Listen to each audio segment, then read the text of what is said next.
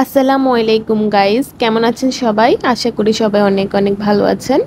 তো আজকে আমি আমার বারান্দার গাছ থেকে আমি কিছু মরিচ তুলবো। তো ওই জন্য ভাবলাম আপনাদের সাথে একটু শেয়ার করি, আপনাদের সাথে কথা বলতে বলতে মরিচ তুলি। তো এই যে দেখেন, আমি বারান্দায় দুইটা মরিচ গাছ লাগিয়েছি। আমি গাছগুলো প্রায় আরো 5-6 মাস আগেই লাগিয়েছি। এই পর্যন্ত আমি গাছগুলো থেকে প্রায় 2 থেকে 3 বার আমি মরিচ খেয়ে ফেলছি। তো আমার বাসায় যখন মরিচ থাকে না, হঠাৎ দেখি যে আমার বাসায় মরিচ শেষ। তো তখনই আমি মরিচগুলা তুলে তখন আমার রান্নায় দিয়ে থাকি। তো এই তো দেখেন, একটা গাছ যদি থাকে, মরিচ গাছ আপনার বারান্দায়, ছোট করে মরিচ গাছ ওর জন্য বেশি কিছু করতে হয় না। অল্প একটু যত্ন করলে মরিচ গাছ মাশাআল্লাহ মরিচ অনেক ধরে। তো এই তো আমি আমার গাছ থেকে কিছু মরিচ তুলে নিচ্ছি আজকে।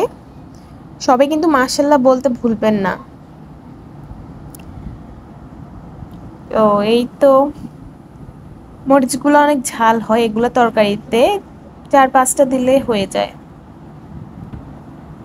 আমার দুইটা গাছে মাশাআল্লাহ অনেক ধরেছে মরিচ।